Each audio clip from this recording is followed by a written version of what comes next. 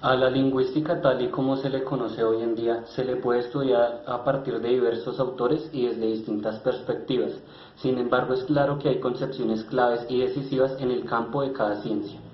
En este caso hablaremos de un lingüista fundamental, un poco de su vida y algunas de sus obras más importantes.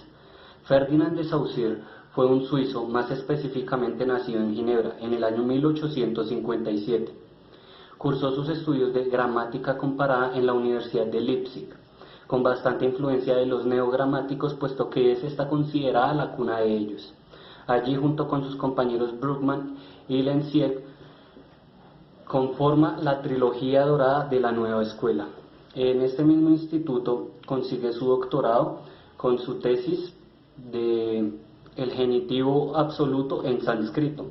Algo importante es que un año antes de esto concibió una de sus obras más interesantes denominada Memoria sobre el sistema primitivo de vocales en las lenguas indoeuropeas, obra de tal calibre que le amerita su puesto de maestro en la Universidad de Estudios Superiores de París y poco después de esto el puesto de director de la misma. En 1891 decide regresar a Ginebra, donde se continúa desempeñando como maestro hasta 1913, año en el cual fallece. 3 años después de esto, dos de sus discípulos, Bali y Sekei, publican la obra más importante que a este autor subyace, el curso de la lingüística general, con base en apuntes e ideas tomadas de estos en las clases que él les dictó. Del mismo modo, una contribución bastante importante pues para con la lingüística en general es que pues influenciado por Durkheim, Saussure logró categorizar a la lingüística como ciencia independiente.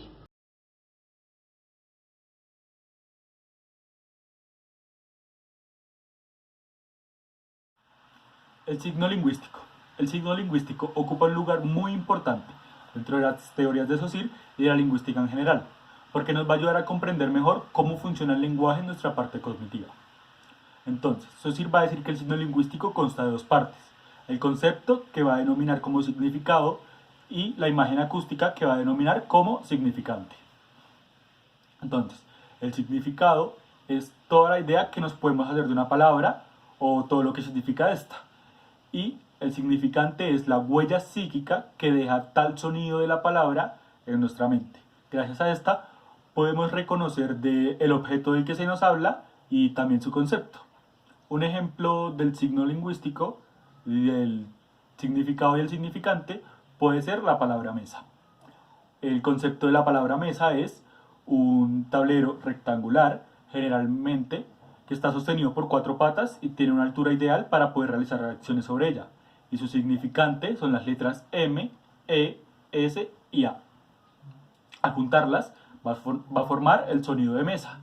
Y gracias a este sonido podemos reconocer el objeto del que se nos habla. Entonces, también el signo lingüístico consta de 4 características fundamentales, que Saussure va a definir como arbitrariedad, linealidad, mutabilidad e inmutabilidad. La arbitrariedad hace referencia a que los nombres de los objetos no están dados naturalmente, sino que están dados por convenciones, porque alguna vez una comunidad de hablantes decidió ponerles así a los objetos arbitrariamente. Para entender mejor esto, se toma una palabra o un concepto en diferentes lenguas. En este caso vamos a tomar el concepto de aeroplano y lo vamos a comparar en las diferentes lenguas. En el español decimos que es avión, en el alemán es Flugzeug, en el portugués es aviao y en el inglés es airplane. Así se evidencia que no es igual en todas las lenguas y que puede variar. Igualmente, si el avión se llamara árbol, no dejará de tener características de avión para convertirse en un árbol. Algunos lingüistas dicen que las onomatopeyas son palabras motivadas, pero en esto se encuentra un error, ya que esta palabra no es una relación entre el objeto y su significado, sino que es la relación entre el sonido y el nombre del objeto. Igualmente, si fueran motivadas, si las onomatopeyas fueran motivadas, serían igual en todas las lenguas. Pero esto tampoco es así. Por ejemplo, la onomatopeya del ladrido del perro en catalán es bum bum, en español es guau guau, en Corea del Sur es wan wan y en japonés es mong mong. Como sabemos, el significante es una imagen acústica, lo que quiere decir que es de naturaleza auditiva. Es necesario entonces que ésta sea transmitida a través de un canal que sea auditivo. Por lo tanto, concluimos que el significante posee la característica de estar condicionado a desenvolverse en un determinado tiempo. Cuando nosotros expresamos significantes, organizamos los fonemas de tal manera que queden de izquierda a derecha, puesto que de esta manera, a medida que los leemos, podemos observar cómo las palabras al final obtienen su forma y su significado. Dicho de otra manera, el principio de linealidad es la sucesión con la que nosotros ajustamos los elementos, que en este caso serían los fonemas, para constituir cadenas de estos que al final serían los que constituirían las palabras.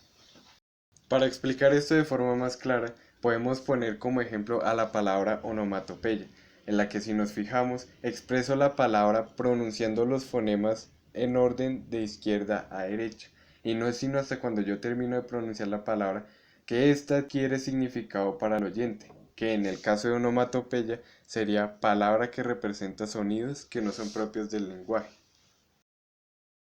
El principio de inmutabilidad, como su propio nombre lo indica, hace alusión a que los significantes no pueden cambiar su significado arbitrariamente en un tiempo presente, puesto que las palabras son producto de acuerdos que se hacen dentro de unas comunidades lingüísticas y estos deben perdurar a través de las generaciones, puesto que de no ser así habría confusión entre los hablantes.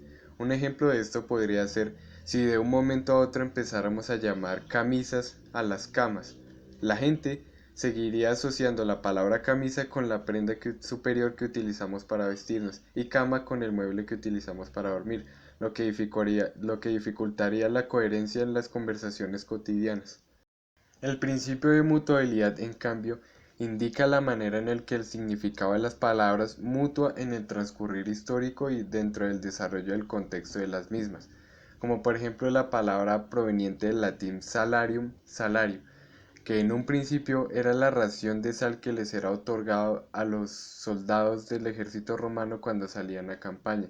Después el significado se amplió y connotó la paga en general que les era otorgado a estos, hasta que finalmente la palabra salario supone ser la paga por el estupendio que se les daba a cualquier persona por un determinado servicio.